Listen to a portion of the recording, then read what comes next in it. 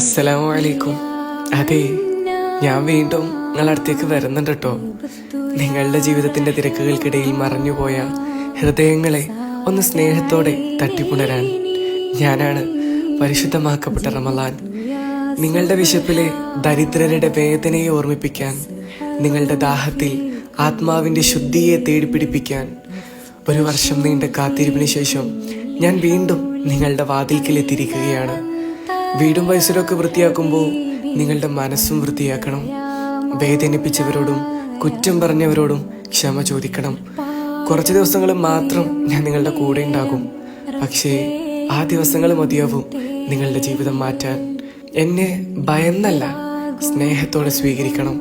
തെറ്റുകൾക്ക് പടച്ചവനോട് മാപ്പ് ചോദിക്കണം. മറന്നുപോയ ബന്ധങ്ങളെ ചേർത്ത് പിടിക്കണം. ഒരാളുടെ കണ്ണീരൊപ്പാൻ കൂടെ നിൽക്കണം. രാത്രികളുടെ നിശബ്ദതയിൽ നിങ്ങളുടെ പ്രാർത്ഥനകൾ ഞാൻ കേൾക്കും.